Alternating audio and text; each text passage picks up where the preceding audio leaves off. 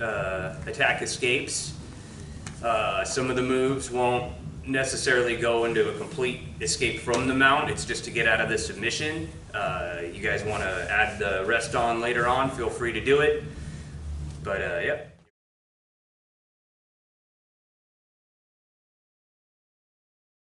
So first we're going to cover a punch choke escape.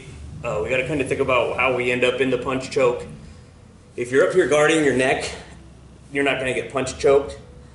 Typically, when I set up the punch choke, it's because somebody's looking to escape and they're attacking my hips, and I want to bring everything up. Exactly, I want to get rid of this, so I'm either going to threaten the punch choke just to get this to stop, or I'm looking to maybe get my knees underneath their elbows or something like that. So keep that in mind as you practice, and if you get punch choked a lot, start thinking about why, look for different ways to escape this position rather than just pushing on the hips. Maybe push on one hip and look for different escapes. So we'll start. I messed up and I found myself in the punch choke. There's a couple key points I want to think about before I start this. One, he's got a good anchor to the mat right here, so I'm going to have to do something about that. Two, I want to alleviate this pressure. There's a good chance his head might be low. He's making me look into the choke, right? And he's using his shoulders.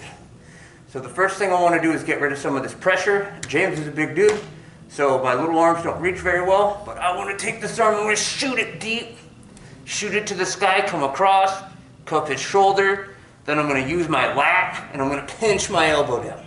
That's going to get rid of a little bit of this. Then I'm going to bridge that way to lift this elbow. I've got this pinch, we're going to bridge in that direction, this arm's going to swing wide, boom, and come over.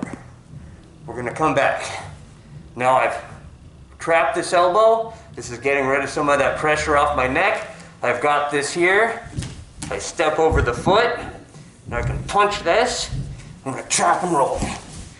Now some people will just hold on tight and keep punching this into the side of your neck. I want to create posture. If they're getting dirty, I'll get dirty. Knife hand, across the face, back it up, and create my posture.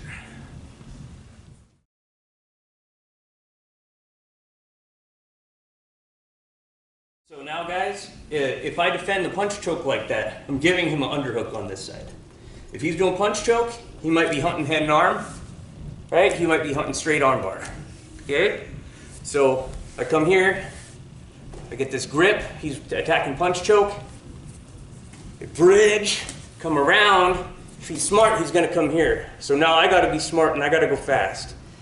This arm here is gonna come across, block the other hip, hard. I'm trying to keep my elbow across the far side of his hip too because I don't want him to go to my back.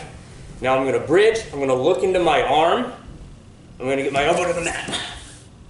Boom. If that opens up, push, recover guard, half guard, butterfly, whatever I need.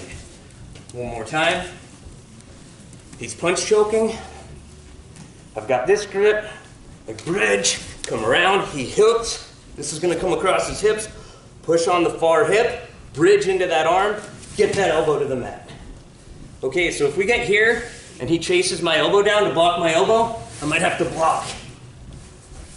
So he's blocking my elbow, I'm gonna block his elbow. This isn't a great spot, but we're not getting head and arm and we're not getting straight arm. Block the elbow, bring it down, recover a guard.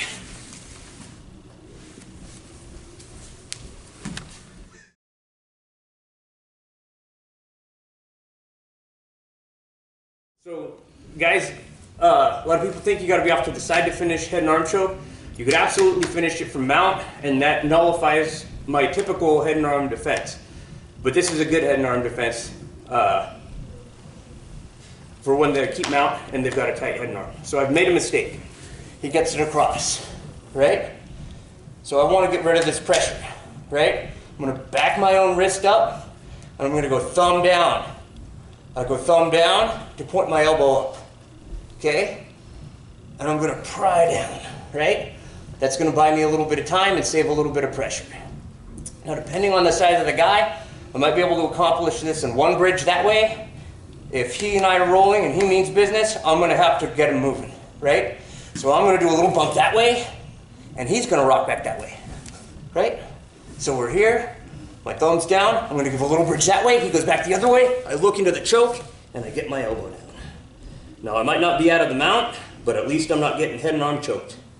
One more time, I'm too late, right? I'm gonna turn my thumb down, I'm gonna back my wrist up, I'm gonna use my lats to get rid of some of that pressure. I'm gonna bump him that way a little bit, right? But it's gonna go fast, I'm pausing so I can talk. Right? Immediately, I'm looking to push and try to get a hook.